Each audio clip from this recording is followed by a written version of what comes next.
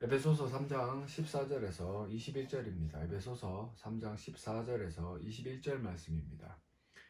이러므로 내가 하늘과 땅에 있는 각 족속에게 이름을 주신 아버지 앞에 무릎을 꿇고 비노니 그의 영광의 풍성함을 따라 그의 성령으로 말미암아 너희 속사람을 능력으로 강건하게 하시오며 믿음으로 말미암아 그리스도께서 너희 마음에 계시게 하시옵고 너희가 사랑 가운데서 뿌리가 박히고 터가 굳어져서 능히 모든 성도와 함께 지식에 넘치는 그리스도의 사랑을 알고 그 너비와 길이와 높이와 깊이가 어떠함을 깨달아 하나님의 모든 충만하신 것으로 너희에게 충만하게 하시기를 구하노라.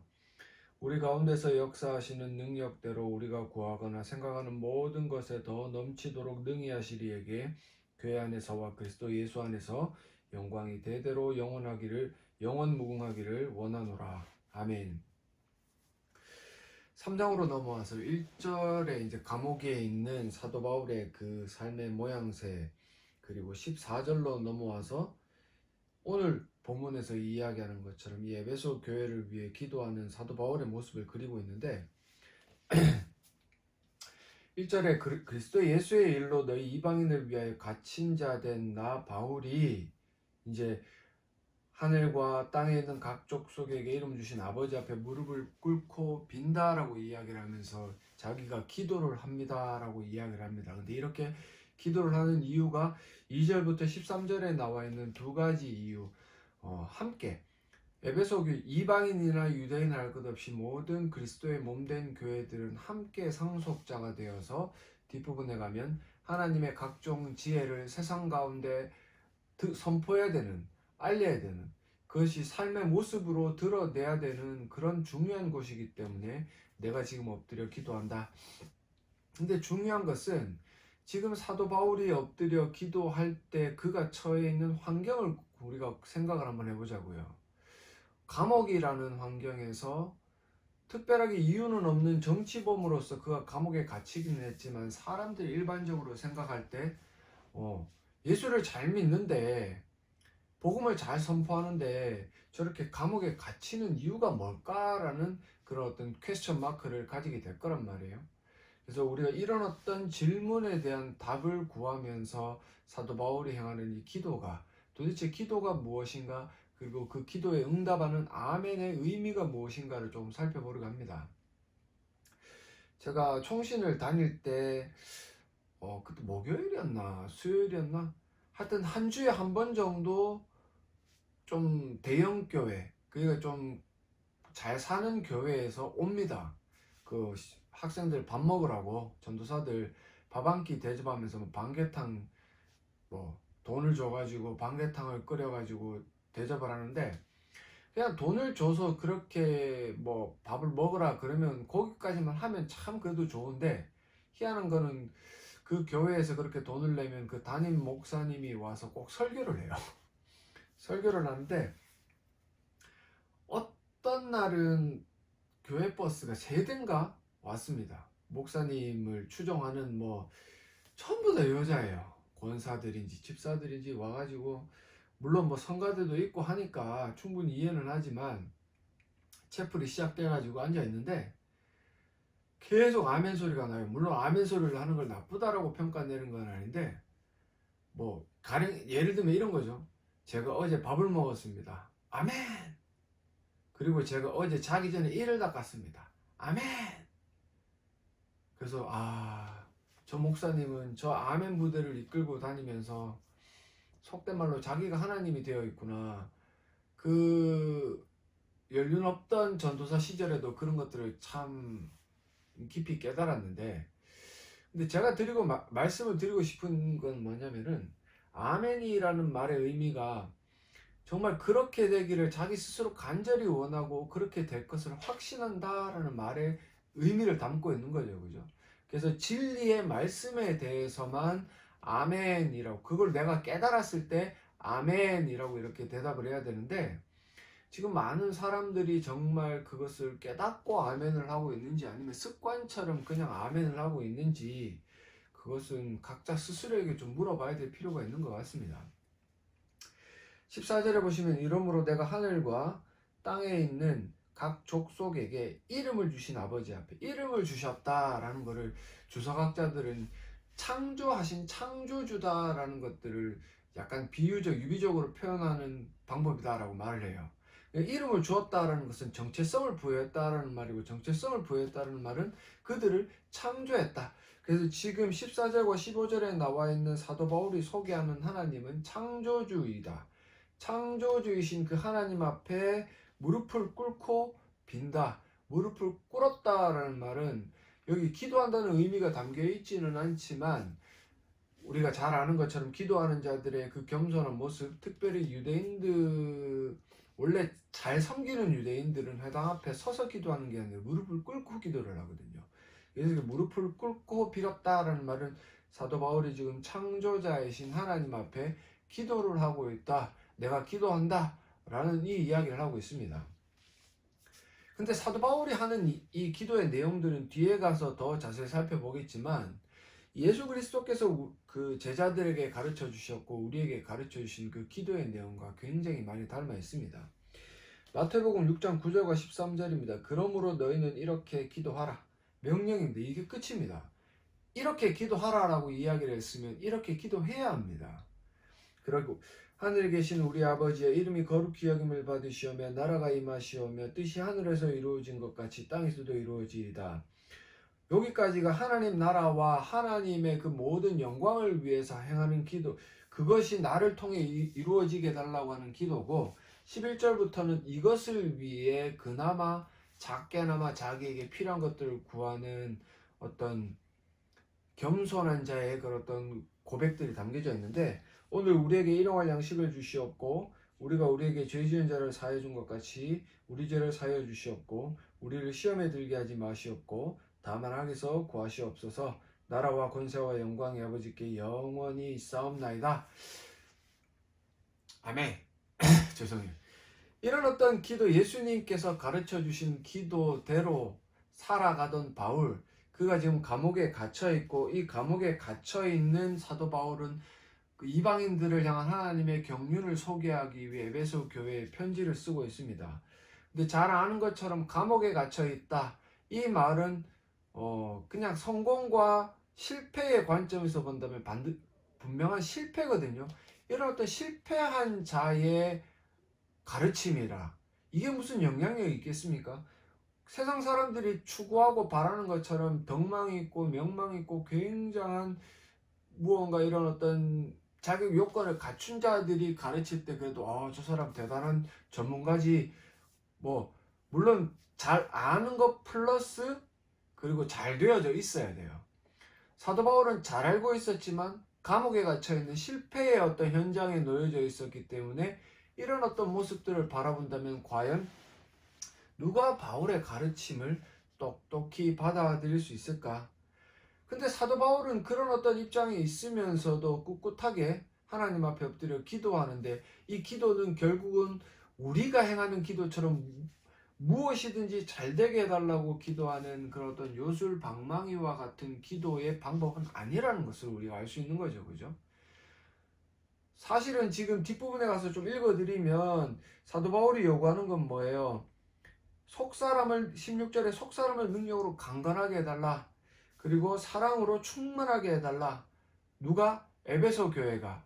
근데 여러분들이 잘 알고 있는 것처럼 이 초대교회 시대에 예수를 믿는 것, 기독교인, 그리스도인으로서 살아가는 것은 그렇게 쉬운 일이 아니었습니다.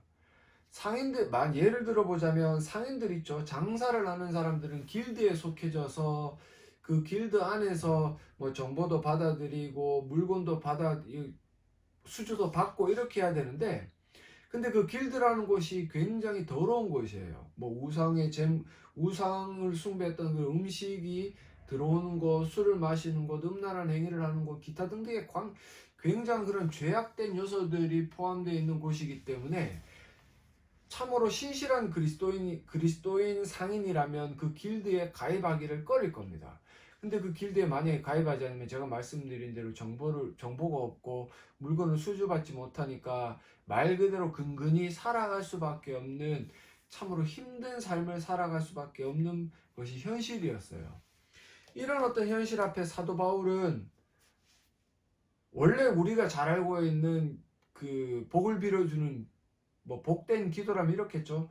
이런 사람들이 하나님의 은혜로 잘 먹고 잘 살게 해달라.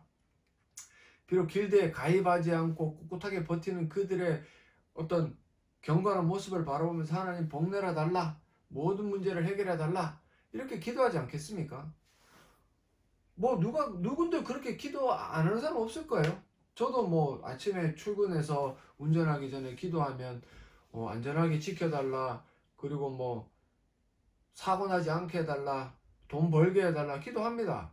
그런데 중요한 거는 그런 어떤 일상적인 뭐 기복적인 기도와 비슷하지만 저는 하나를 덧붙이는 게 있는데 그게 뭐냐면 제가 운전하는 모습을 통해서 그리고 제가 살아가는 모습을 통해서 세상 사람들이 하나님을 모욕하지 않을 수 있도록 최소한 하나님을 모욕하지 않을 수 있도록 해달라고 기도를 합니다. 그래서 안전운전하게 해달라고 기도를 하고 사고 나지 않게 해달라고 기도를 하고 뭐 돈을 버는 걸 우리가 먹고 살아야 되니까 그렇게 기도를 하는데 동전의 양면처럼 굉장히 닮아있지만 비슷하지만 완전히 확연히 다른 기도가 어떻게 드러나느냐. 요한일서 5장 14절과 15절을 보시면 그를 향하여 우리가 가진 바 담대함이 이것이니 그의 뜻대로 무엇을 구하면 들으심이라. 여기까지는 좋죠. 그죠? 15절에 우리가 무엇이든지 구하는 바를 들으신 줄을 안즉 우리가 그에게 구한 그것을 얻은 줄을 또한 아느니라. 무엇이든지 구하는 바를 들으시는 줄 알고 그것을 얻은 줄로 알아라. 이런 어떤 말씀에 아멘 합니다. 분명히 아멘 아멘. 구하라, 찾으라, 두드리라. 그러면 다 주겠다. 아멘 합니다. 그런데 여러분들이 꼭 알아야 되는 단서 하나가 뭐냐면 이 요한일서 5장 14절에 나와 있는 그의 뜻대로 무엇을 구하면입니다. 그의 뜻대로.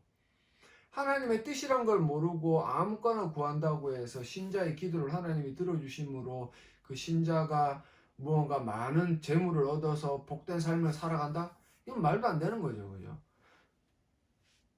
3천억, 뭐 4천억 많은 돈을 가지고 있지만 그 돈으로 자기 배만 불리고 아무런 이웃을 사랑하는 것에 행함이 없다면 근데 그 사람은 기도를 열심히 해서 돈을 벌지 않겠습니까? 기독교인이라면. 그래서 그 사람은 그렇게 생각할 겁니다. 나는 기도를 열심히 했기 때문에 이런 많은 돈을 번 거야. 그런데 저는 이야기해 주겠죠. 그게 하나님의 뜻입니까? 라고 물어볼 겁니다.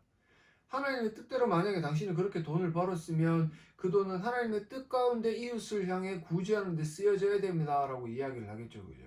물론 그렇다고 뭐 다 쓰고 거지가 되라는 얘기는 아니지만 그래도 돈이 하나도 유입은 되는데 유출이 되지 않는다라는 것은 그러니까 수입은 있는데 지출이 안 된다라는 것은 이것은 결국 자기 욕심을 채우기 위한 그런 방법이기 때문에 그렇게 기도한 것은 올바른 기도가 아니겠죠. 그죠?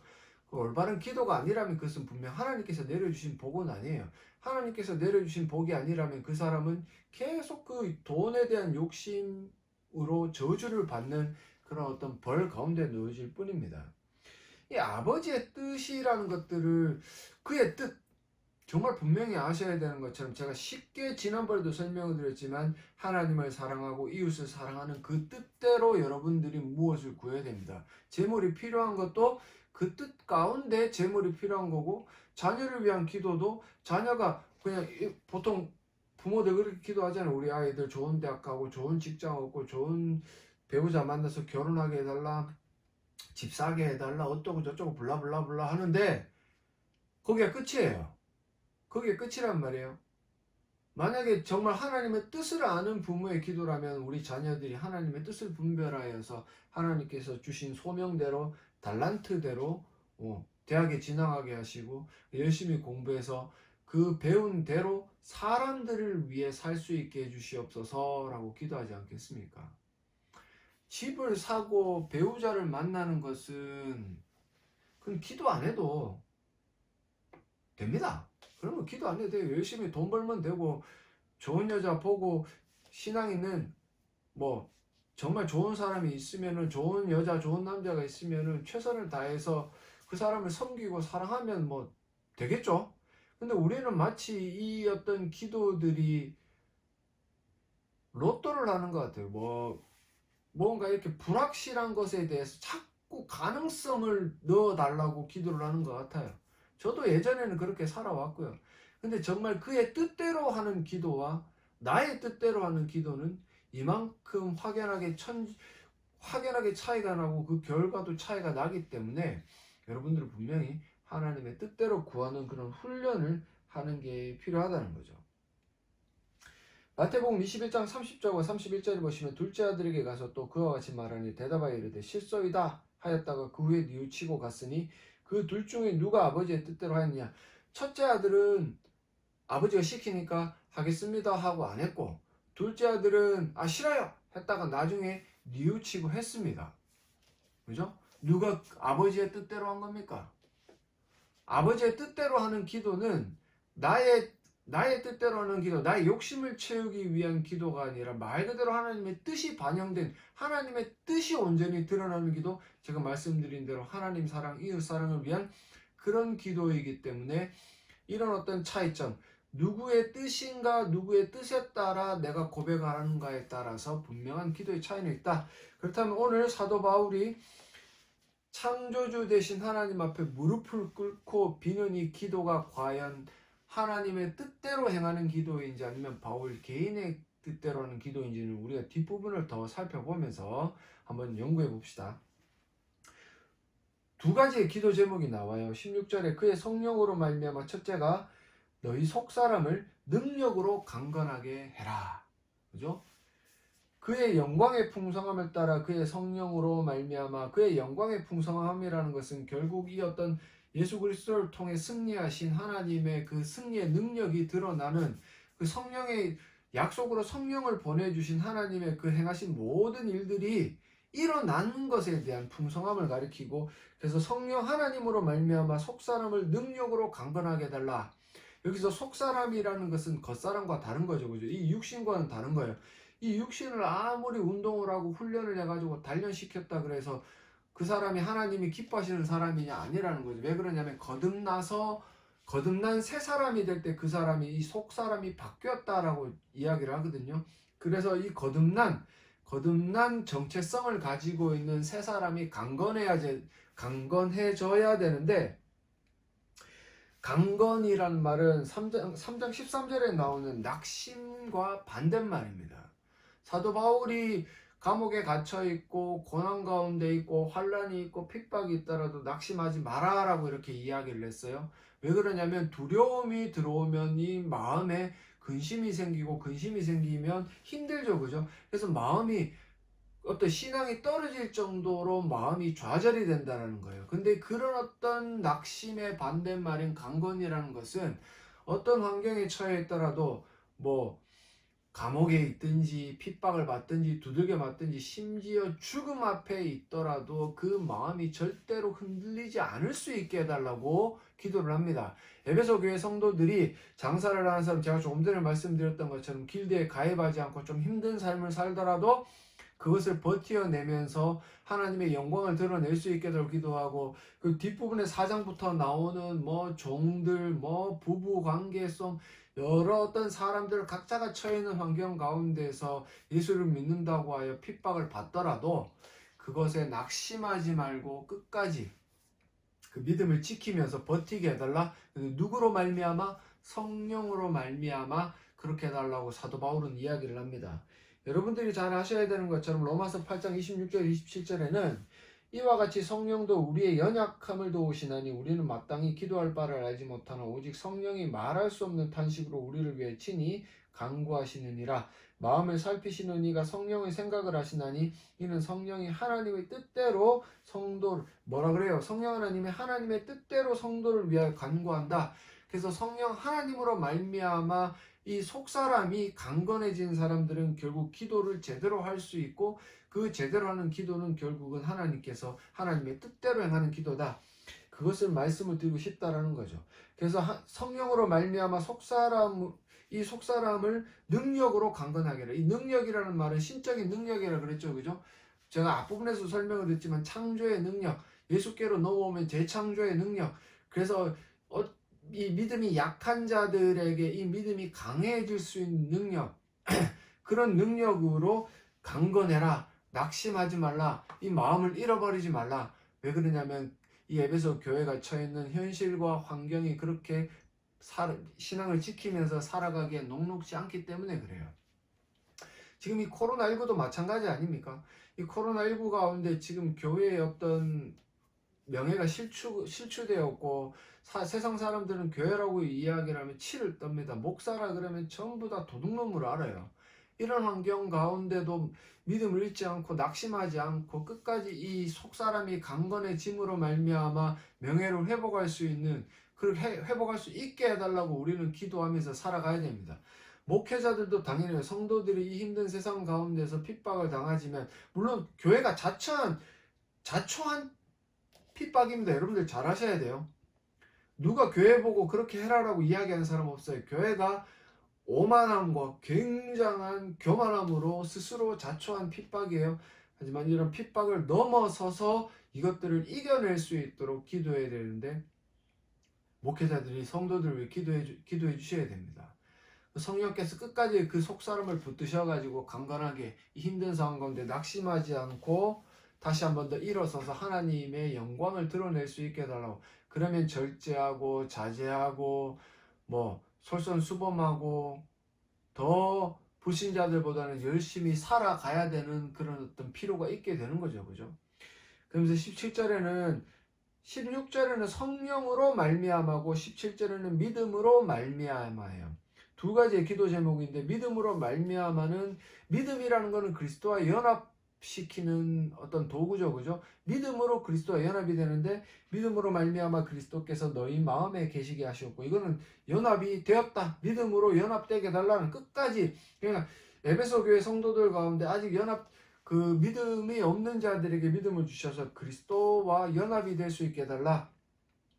그래서 너희가 사랑 가운데서 뿌리가 박히고 터가 굳어져서 능히 모든 성도와 함께 교회가 똘똘 뭉쳐서 하나가 되어서, 성도 개개인이 아니라, 그러니까 가난한 성도들처럼 교회는 싫다라고 해서 떠나버리는 그런 어떤, 그래서 나는 그냥 인터넷 온라인으로 예배만 드려도 돼라고 오만하게 주장하는 자들의 어떤 그 주장을 이렇게 틀렸다고 논박을 하는 거죠. 그죠?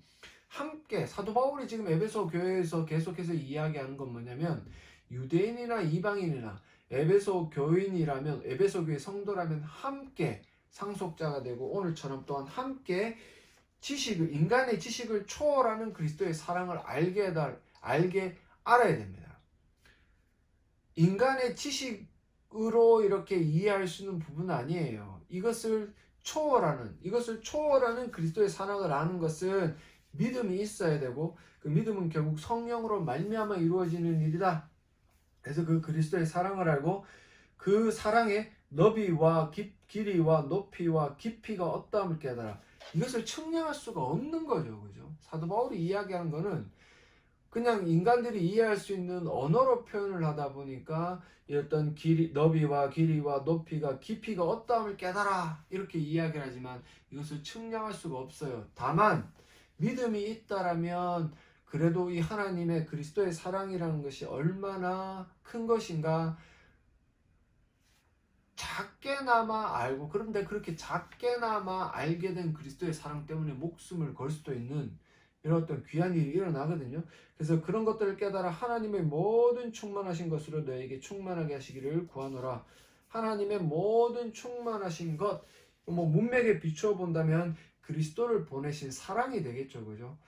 더 확장시켜 본다면 생명도 될 것이고 무언가 지혜의 충만함도 될 것이겠지만, 오늘 본문 이 19절에 나와 있는 충만하신 하나님의 모든 충만하신 것은 그리스도를 보내신 사랑, 그리고 이 땅 가운데 드러내신 그리스도의 사랑입니다.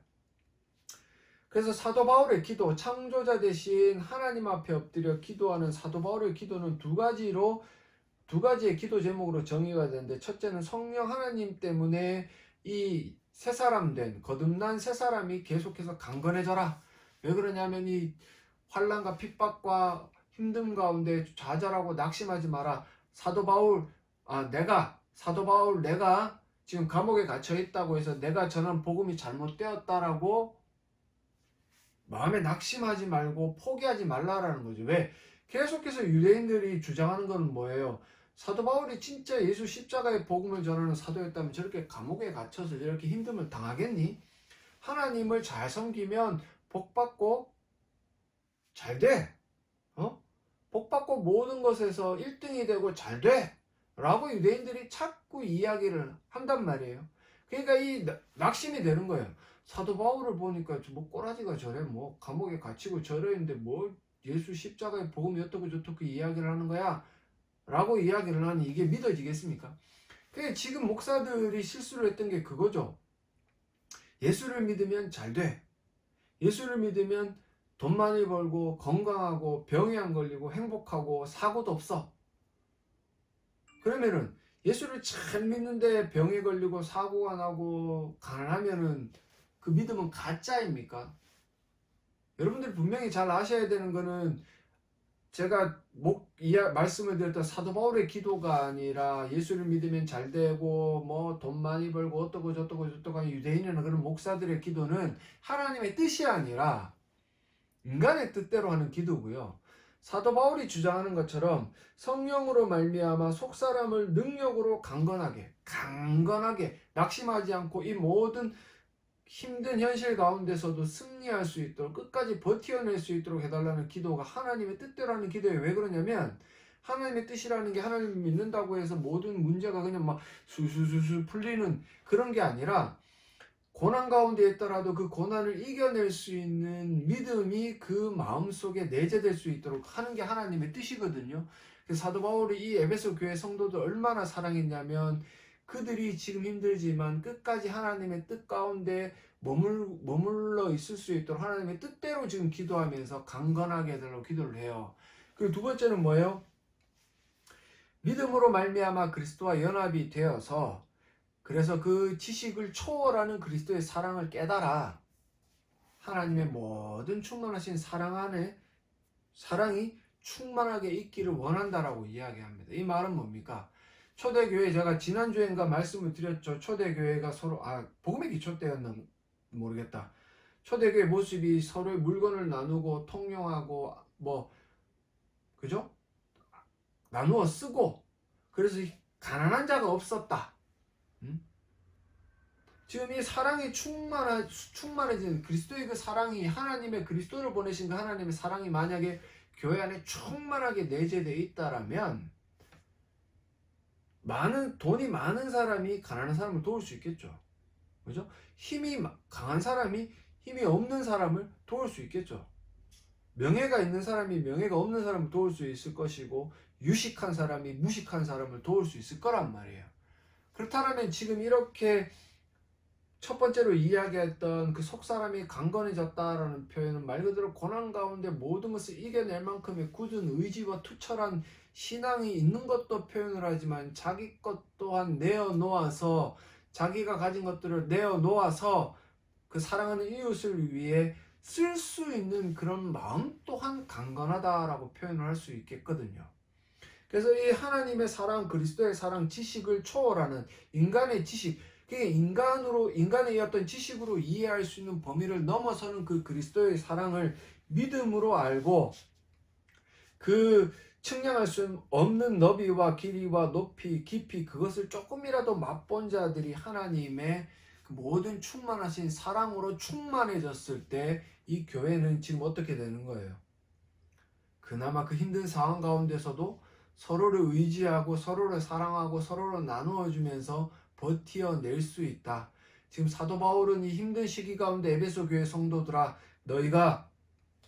내가 너희를 위해 기도하는데 그 기도의 제목이 뭐냐면 하나님의 뜻 가운데 성령으로 속사람이 강건해져서 이 고난을 이겨낼 수 있는 힘뿐만이 아니라 자기가 가진 것들을 내어놓아 서로 도울 수 있는 그 사랑으로 충만해져라. 그 사랑으로 충만해지는 것은 결국 믿음으로 그리스도와 연합이 되어서 그리스도와 연합이 될 때 그리스도의 사랑이 얼마나 그 크고 넓고 길이가 어떻고 저떻고 그걸 조금이나마 이해를 할 수 있거든요.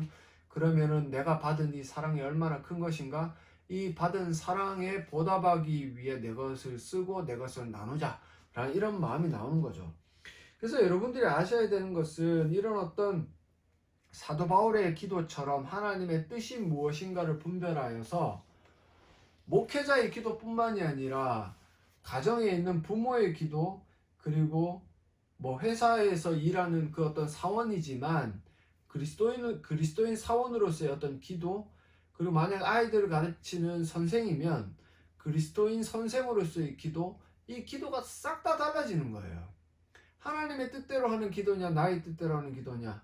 뭐 만약에 회사를 다니는 그 그리스도인의 기도가 만약에 나의 뜻대로 행하는 기도라면 어떻게 되겠습니까? 승진 잘하게 하시고, 안 잘리게 하시고, 롱런하게 하시고, 승진 잘해서 돈 많이 벌게 하시고, 집 사게 하시고, 이런 기도가 될 거란 말이에요. 그런데 정말 하나님의 뜻대로 무엇을 구하는 기도라면 내가 하나님의 그 영광을 가리지 않을 수 있도록 나의 그죠? 옛사람을 제어할 수 있는 강건함을 허락하시고, 그리고 내가 만약에 회사 가운데서 핍박을 받더라도 낙심하지 않고 그 핍박 가운데 그것들 이겨낼 수 있는 힘을 주시고, 내가 받은 그리스도의 사랑을 섬김으로 그 회사 가운데서 드러낼 수 있게 해주시옵소서라고 기도하지 않겠습니까? 이런 어떤 공식에 적용해 본다면 사도 바울이 행했던 이 기도는 결국 예수께서 우리에게 가르쳐 주신 기도요, 예수께서 가르쳐 주신 기도대로 행했을 때 이런 어떤 기도가 하나님의 뜻대로 드러나는 거죠. 그죠? 그래서 여러분들이 아셔야 될 분명한 것들은, 지금 이 사도 바울의 기도는 우리가 행하는 요술 지팡이와 같은, 요술 방망이, 뭐 요술 램프 지니와 같은 기도의 제목들은 아니다. 그래서 이 어떤 오늘 에베소 교회가 어떻게 되었으면 좋겠느냐? 에베소 교회가 성령으로 말미암아 거듭난 새 사람들이 계속해서 그 핍박 가운데서도 낙심하지 않고 강건하게 해달라. 그리고 믿음으로 그리스도와 연합이 되어서 그 그리스도의 사랑으로 충만하게 해달라. 그죠? 그리스도의 사랑으로 충만하게 해서 이 어떤 핍박 가운데서도 서로가 서로를 지키고 서로가 서로를 위해 자기 것들을 나누어 줌으로 말미암아 더욱더 함께 강해질 수 있게 해달라고 기도하는 이 사도 바울의 기도가 지금 드러나 있고, 이런 기도를 행한 이후에 사도 바울은 뭐라고 이야기를 합니까? 20절에 우리 가운데서 역사하시는 능력, 이 능력, 디나미스라는 이 능력이라는 말은 하나님의 신적인 능력, 창조의 능력이라는 거예요. 그죠? 재창조의 능력이라고 붙여야 되고 창조의 능력입니다. 우리가 구하거나 생각하는 모든 것에, 우리가 구하거나 생각하는 모든 것이 하나님의 뜻대로 구하는 것일 때에만 더 넘치도록 능히 하십니다. 여러분들 착각하시면 안 돼요. 무조건 기도했다고 해서, 내가 기도했다고 해서 나는 그리스도인이기 때문에 난 어떤 방식으로든 기도하면 그 하나님께서 내 기도를 들어주실 거야. 착각입니다. 어떤 사람의 기도는 뭔가 기복주의적인 기도가 있고, 어떤 사람의 기도는 말 그대로 뭐 얼토당토하는 귀신의 기도, 주문부원하는 기도가 있어요. 특별히 뭐 방언하시는 분들이 있죠. 주문부원 뭐 무슨 말 하는지 저는 모르겠어요. 한국말로 기도하면 되는데 왜 그렇게 뭐 뭘 하는지 모르겠어요. 그런 기도 말고 명확하게 하나님의 뜻대로 구하는 기도일 때에만 하나님은 그에 더 넘치도록 더하십니다. 그런 어떤 하나님께 교회 안에서와 그리스도 예수 안에서 영광이 대대로 영원 무궁하기를 원하노라. 아멘. 여기서 아멘이라는 게 나오죠. 왜? 사도 바울은 하나님을 창조주로, 통치자로 고백을 하는 사람이기 때문에 자기가 감옥에 있더라도 결국 자기가 있는 이 감옥에 처해 있는 현실이 다가 아니라 이것을 넘어서는 하나님의 영광이 드러나서 교회 안에서와 그리스도 예수 안에서, 이 말은 교회를 통해서 영광이 대대로 영원 무궁하도록 드러날 거야. 어떤 교회면, 어떤 교회라면 이런 어떤 하나님의 영광이 대대로 드러날 거라고 이야기를 합니까? 16절에 나와 있는 것처럼 속사람이 강건한 교회. 그죠? 낙심하지 않고 나의 욕심을 꺾어낼 수 있고, 외부의 환경이 어떤 나를 짓누를 때 그것에 대항할 수 있는, 그리고 17절에서 19절에 나와 있는 것처럼 그리스도의 사랑을 알아. 그리스도의 사랑을 알아 그것으로 충만한 교회. 사도 바울이 이야기하는 이런 어떤 두 어떤 특성을 가지고 있는 교회가 하나님의 뜻대로 구한다라면 거기에 무언가를 계속해서 더하셔서 그 교회를 통해 하나님의 영광이 영원 무궁하도록 드러날 거야. 난 이것을 믿어. 이것은 진리야. 그래서 아멘이라고 사도 바울은 고백을 하고 있는 겁니다. 에베소서 4장 13절과 14절에 보시면 우리가 다 하나님의 아들을 믿는 것과 아는 일에 하나가 되어 온전한 사람을 이루어 그리스도의 장성한 분량이 충만한 데까지 이르리. 하나님의 아들을 믿는 것과 아는 일에 하나가 돼요. 조금 전에 이야기했던 것처럼 믿음으로 그리스도와 연합이 된다라고 이야기를 했는데, 이 믿는 것은 결국 아는 일에 하나가 된다. 아는 것과 동일하다라고 이야기를 해요. 이는 우리가 이제부터 어린아이가 되지 아니하여 사람의 속임수와 간사한 유혹에 빠져 온갖 교훈의 풍조에 밀려 요동하지 않게 하려 함이라. 아멘. 즉 사도 바울이 이야기했던 것처럼 중요한 건 이거예요. 속사람이 능력으로 강건해지고 지식을 초월한, 모든 성도와 함께 지식을 초월하는 그리스도의 사랑을 알아야 됩니다. 그리스도의 사랑을 안다라는 것은 제가 계속해서 말씀을 드리지만 감정적인 거 아니에요. 감정적인 게 아니고 지극히 이성적인 것이고, 이것은 우리가 이 복음의 말씀, 즉 성경 66권의 말씀을 통해 하나님께서 어떤 일을, 예수 그리스도 통해 어떤 일을 행하셨는가를 깨닫게 될 때 그 사랑을 알게 되는, 이게 지식으로만 되는 게 아니죠. 그죠? 이것은 성령께서 우리에게 조명해 주셔야 지식을 초월하는 이 그리스도의 사랑을 복음을 통해서 알게 된다. 그렇다면 우리가 늘 기도를 해야 되는 게 뭐예요? 우리의 속사람, 거듭난 새 사람이 정체되어 있는 것이 아니라, 내가 믿음이 믿는 자 같아요. 그러면 내가 이미 거듭난 자죠. 그죠? 이 거듭난 자가 어린아이와 같은 상태에 있는 것이 아니라 점점 더 성장하여 장성한 분량에 이를 수 있게 해달라. 이것이 16절에 나오는 강건하게 해달라 라는 말의 다른 버전이겠죠. 그죠? 그래서 장성한 분량이 되면 계속해서 그리스도의 사랑을 알게 되는, 그리스도의 사랑을 안다는 얘기는 복음을 계속 듣고 성경을 읽고 연구하고 이해하게 해달라. 더 쉽게 말하면 그거죠. 그죠? 그렇게 되었을 때 그런 교회를 통해서 하나님의 영광이 무궁하도록 이 세상 가운데 드러날 거야 라고 바울은 이야기를 하고 있는 겁니다. 제가 말씀을 드리는 것처럼 물론 기도로 오늘 이 내용을 시작을 했지만 기도가 주된 내용은 아니에요. 사도 바울의 기도의 내용이 주된 내용이죠. 그죠?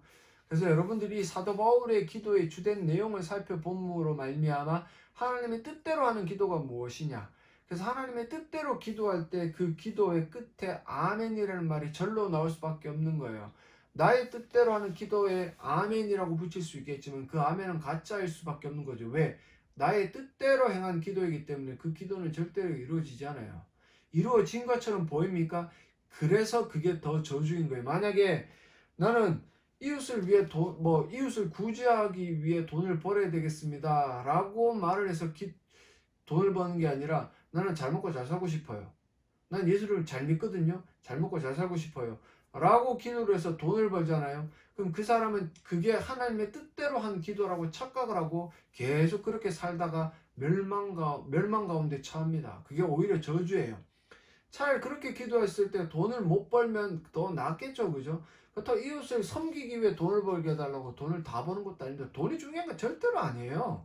살아가면서 돈이 중요한 게 아니라 오늘 사도 바울이 이야기하는 것처럼 믿음이 중요한 거죠. 우리 신앙이라는 게 내 속사람이 강건해지는 게 중요한 거예요.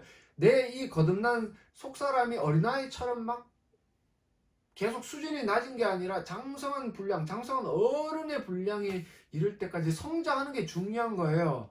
그러려면 우리가 그리스도의 사랑을 알고 이 그리스도의 사랑이 충만해야 되는데, 그리스도의 사랑을 알고 그리스도의 사랑을 충만하게 내 안에 채우기 위해서는 감정적인 게 아니라 이성적으로 말씀 보고 연구하고, 그래서 그것을 내 삶에 적용하는 이런 어떤 공부와 훈련이 병행되어야 되는 이 굉장히 이성적인 과정이다. 그래서 이 에베소 교회에게 사도 바울은 이 두 가지 일들이 일어날 수 있게 해달라고 기도하고 있고, 목회자들은 자기가 섬기는 교회의 성도들이 사도 바울이 기도했던 것처럼 장성한 분량에 이를 어린아이 속사람이 강건해져라, 장성한 분량에 찰 수 있도록 해달라, 그 지혜를 주셔서 지식을 초월하는 그리스도의 사랑을 깨닫고 그것을 충만해져서 함께 살아갈 수 있게 해달라고 기도를 해야 됩니다. 그래야 그런 교회를 통해서 하나님의 영광이 영원무궁하고, 그러면은 우리가 종국적으로 이런 기도의 끝에 아멘이라고 붙일 수가 있는 거죠. 아멘이라고 했는데 일어나지 않으면 그거는 그 아멘은 가짜고요. 아멘 했는데 그 아멘대로 되면 그건 진짜 아멘입니다. 여러분들이 진정으로 깨닫는다면 하나님의 영광이 교회를 통해 영원 무궁하게 드러날 수 있으려면 여러분들은 늘 이 16절에서 19절에 나와 있는 기도를 통해 스스로 변해가야 돼요. 변해가고 여러분들의 삶과 여러분들이 섬기고 있는 교회를 통해 하나님의 영광이 드러난다면 그 아멘은 진짜 아멘이고 그 아멘은 깨달아서 아멘한 아멘이다. 그렇게 말씀을 드리고 싶습니다. 그래서 사도 바울의 고백처럼 우리 하나님 앞에 늘 겸손하게 엎드려 기도할 때 쓸데없는 것 구하지 말고요.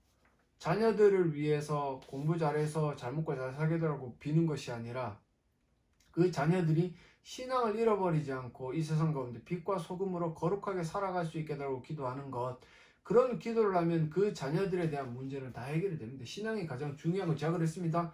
잘 먹고 잘 사는 게 중요한 게 아니에요.